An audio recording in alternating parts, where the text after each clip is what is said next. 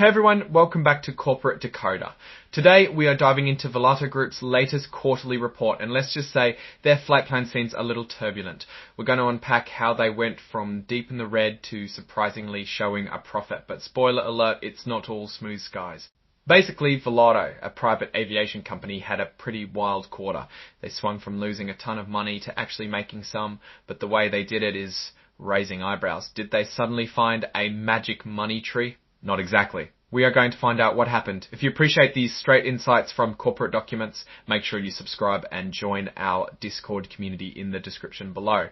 Alright, let's get into it. Volato Group just released their financial report called a 10Q. For the first 3 months of 2025, these reports are crucial because they tell us how the company is really doing beyond the marketing buzz. We'll break down the key numbers and see if Volato's story checks out. First, the basics. We are going to scroll to their balance sheet, which gives a snapshot of what they own and owe. A quick look at their assets shows that their cash is up a bit, but their deposits are way down. This usually means big changes in investments or how they are handling their money. Now let's dive into some numbers. Let's look at their current assets. Accounts receivable net, which is the money owed to them, is basically zero.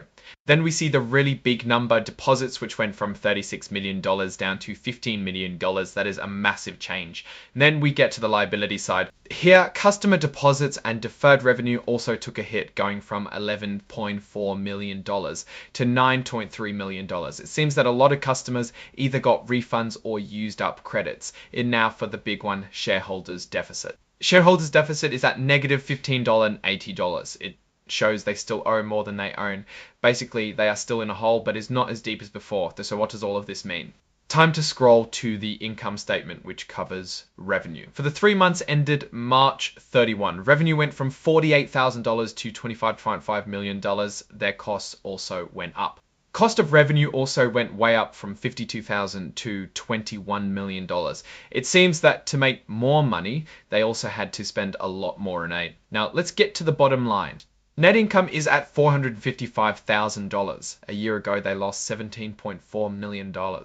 That's a big swing, but we have to understand where that is coming from. To understand where this profit is coming from, we need to take a closer look. Now let's scroll down to the statement of changes in shareholder deficit. The company says shares issued went from 1.8 million to 1.9 million in the last 3 months. The most important part is that despite all that's going on, they made a profit of $455,000. How does this even happen? To see how they are managing all this change, and if they even have enough money to keep going, we will look at their cash flow. Let's scroll to the cash flow statement. Looking at the numbers for the 3 months ended in March, net cash in operating activities. The company is still burning cash, about $300,000 during the last 3 months. This means that day to day, the business is not making money, it's losing it. But wait, we just saw that they made almost $500,000 in profit. It does not make sense. Cash flow from investing activities did basically nothing, and they paid off a tiny bit of debt. At the end of the day, cash went down. We need to figure out what is actually happening here. The key to understand Volato is in the notes section. Let's scroll to this section about the company. It seems they are selling off parts of their business. Okay, so GC Aviation in March. This sale probably explains that big profit, but selling off a business is not exactly a sign of growth. This is a fire sale, not great. Let's keep digging. The report recognizes substantial doubt about the company's ability to continue as a going concern. They admit that they might not make it.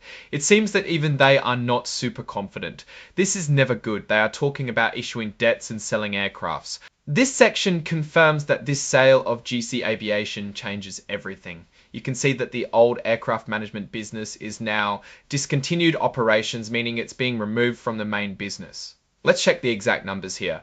Losses from discontinued operations went from negative $11.7 million to positive $95,000.